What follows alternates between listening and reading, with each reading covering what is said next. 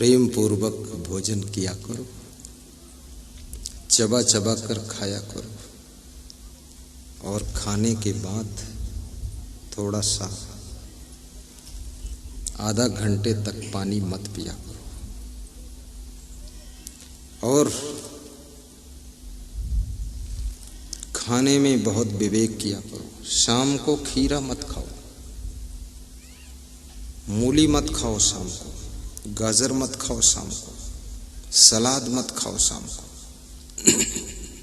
ये चीजें सब सुबह से लेकर दोपहर तक ही लेना चाहिए। पकौड़ी, समोसा, कचौड़ी, गोल गोल भजिया, ये कभी कभी खाया करो, रोज नहीं, कभी कभी। और पेट भर नहीं खाया करो, थोड़ा कम मात्रा में। बहुत अच्छी चीज है। कम मात्रा में जो तुम भोजन करते हो वो भोजन नहीं है, वो गुरु जी का महाप्रसाद है और वो फिर अमृत बन जाता है। और ज्यादा मात्रा में जो भोजन करते हो ना, वो भी भोजन नहीं, फिर वो खाना बन जाता है। खाना, और जो खाना बन गया तो पाखाना भी मुश्किल है, फिर दवा खाना चले। इसलिए कम थोड़ा सा, और गहरी नींद सोया करो। मैं तो बहुत लोगों का मुंह देखता हूं तो मुझे बड़ी दया आती है। ये कैसा मुंह हो गया, बहुत बदसूरत हो गया, बहुत बदसूरत। एकदम मुंह के ऊपर भंगार हो रही, भंगार। बड़ी टेंशन में रहता है, बड़ा आफा काफा लाफा जाफा, बड़ी हैया दैया। कल मेरे पास में अमित जोगी जी आए, अजीत जोगी के पुत्र। तो उनका मैंने शरीर देखा, मुंह देखा तो ऐसा भयानक। हमने कहा भूत पिशाच निकट नहीं आवे, अमित जोगी जब पास में आवे।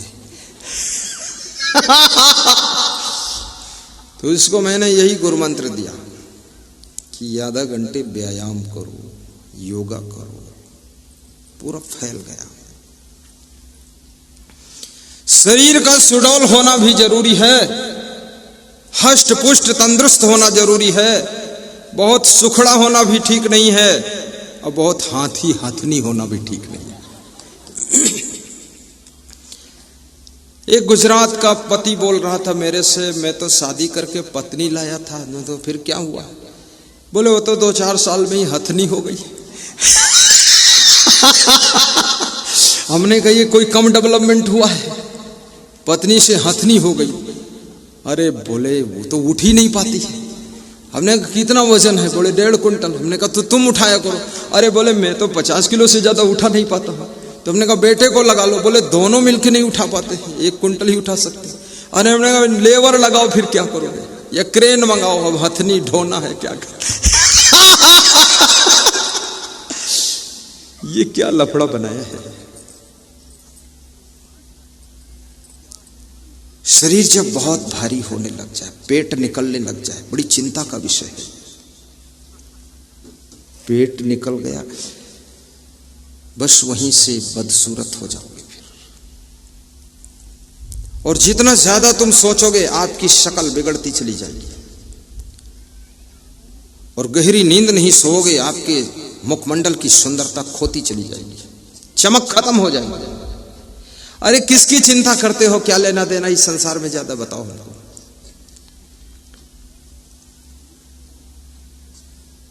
अमित जोगी को आशीर्वाद दिया हमने, कहा रोज व्यायाम करना, योगा करना। बोले ठीक है, अब शुरू करूंगा। और उन्होंने कहा आपका गुरुदेव तो बहुत व्यस्ततम कार्यक्रम रहता है। तो मैंने कहा हमारा बड़ा सुखी कार्यक्रम है। सुखी, जिसको सुखी कहते, सुखद सत्संग, सुखी कार्यक्रम। वास्तव में हमारे एक संत जी बैठे हैं वहां पर, खड़े हो जाओ महाराज। ये छिंदवाड़ा मध्य प्रदेश वाले संत, ये कह रहे थे आपका जो सिस्टम है बड़ा सुखी और बिल्कुल राजा महाराजा वाला है। वो 6 साल से हमारे साथ है। ये राजा महाराजा हमको बताता है। तो मैंने कहा मैं राजा तो तू राजकुमार है, बैठ जा। वास्तव में सुबह से लेकर शाम तक जो तुम मेहनत करते हो, दौड़ धूप करते हो, किस लिए करते हो? क्या जरूरत है? सुख शांति के लिए तो करते हो ना। ये डबल बेड खरीदते हो, ट्रिपल बेड खरीदते हो, 4 बल बेड खरीदते हो, लेकिन सो नहीं पाते एक बल भी, तो क्या मतलब है? सोफा सेट है, बैठने का टाइम नहीं। अरे आराम से बैठो उस पर थोड़ा, सुख से सो जाया करो, चिंता मत करो। कोई अगर सोच ले कि रात दिन भूत प्रेत बन करके मेहनत करूं और सब कुछ प्राप्त हो जाएगा, कभी प्राप्त होने वाला नहीं। अरे हजारों जन्मों का पुण्य आपके साथ में रहता है, हजारों जन्मों का पुण्य, जिसको प्रारब्ध कहते हैं, जिसको भाग्य कहते हैं, वो भी आपको मदद करता है। वर्तमान के कर्म चाबी का काम करते हैं और प्रारब्ध तुम्हारा ताला है। प्रेजेंट टाइम के कर्म चाबी के समान भाग्य के ताला में लगाइए, तब भाग्य का ताला खुल जाता है और फिर सब कुछ मिल जाता है। निश्चिंत रहा करो।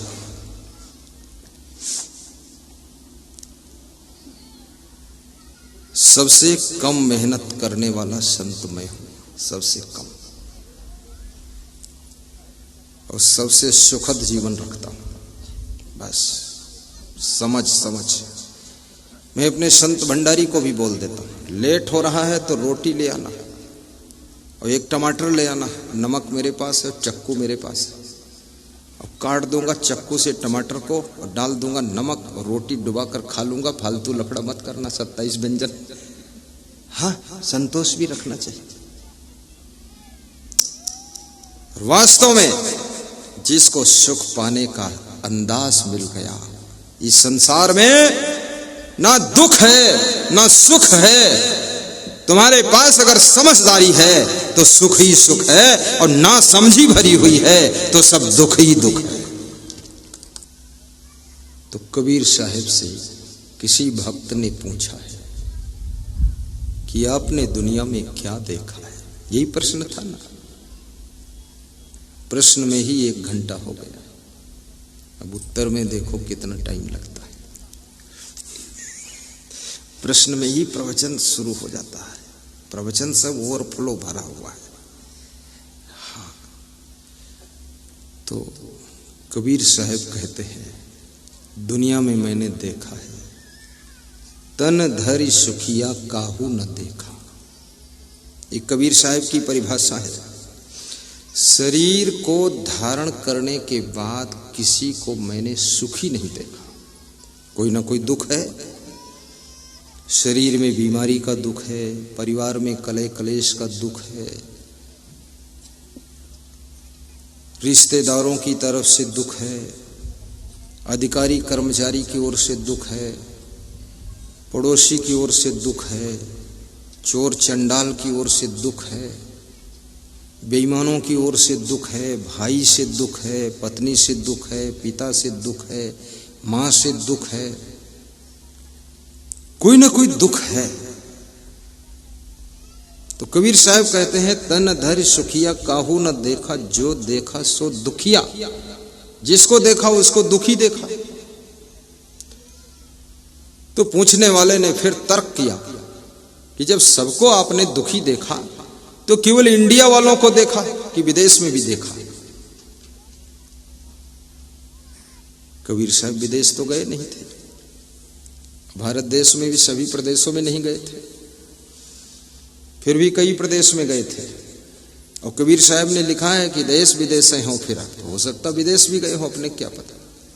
और लिखा है उन्होंने कि देश विदेश से हो फिरा, अब पता नहीं किस साधन से गए।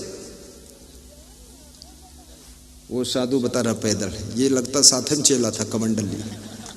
हाँ, ये फालतू बात बोल रहा है, ये पैदल। उस समय जब रावण के पास पुष्पक विमान था तो हमारा कबीर पैदल गया, और चाहे जैसे गया हो, हम क्यों खोले पोल उसकी, पैदल गया कैसे गया। क्या बात है।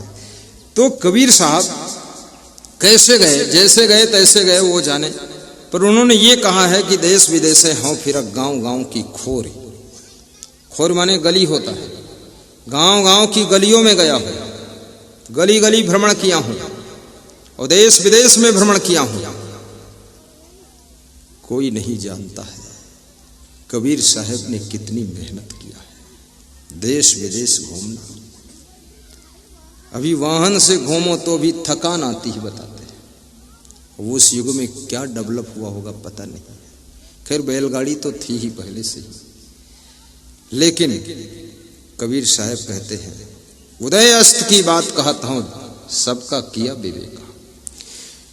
सूर्योदय से लेकर सूर्यास्त तक सबकी जानकारी में बता रहा हूं, सबके जीवन का विवेक करके देख लिया हूं, सबके जीवन में दुख है।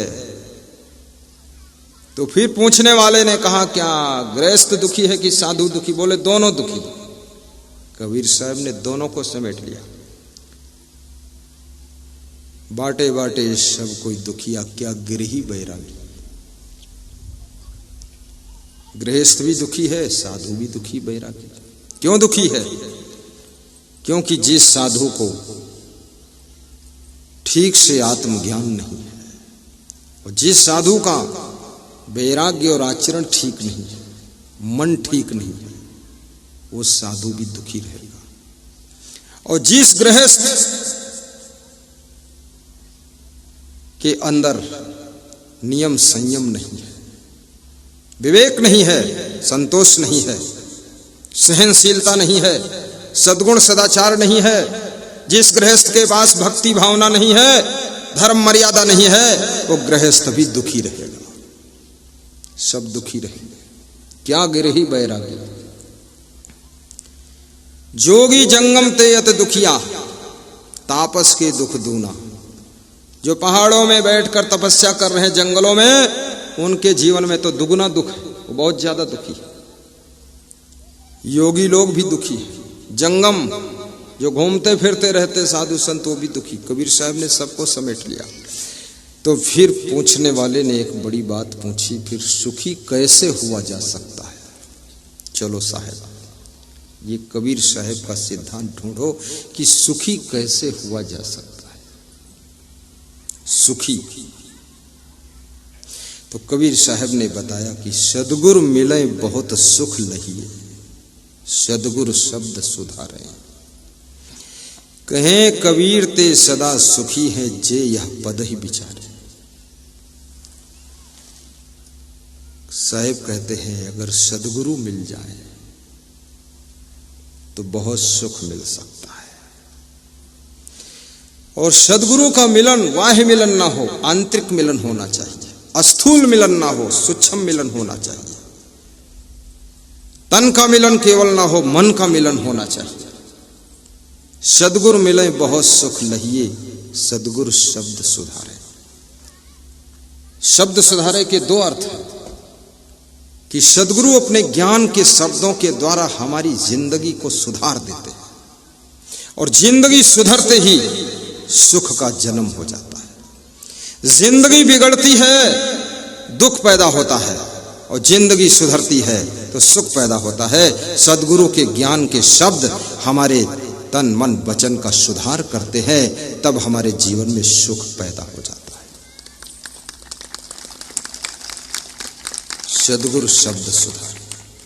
दूसरा अर्थ है इस अर्धाली का कि सदगुरु हमारे शब्दों को सुधारते हैं कि हमको कैसे बोलना चाहिए, कहाँ बोलना चाहिए, कहाँ नहीं बोलना चाहिए, कहाँ चुप रहना चाहिए, कहाँ तेज बोलना चाहिए, कहाँ धीरे बोलना चाहिए, कहाँ कम बोलना चाहिए, कहाँ ज़्यादा बोलना चाहिए, और कहाँ कैसी वाणी बोलना चाहिए। ये सब बात सदगुरु हमको सिखाते हैं, हमारे शब्दों का सुधार करते हैं।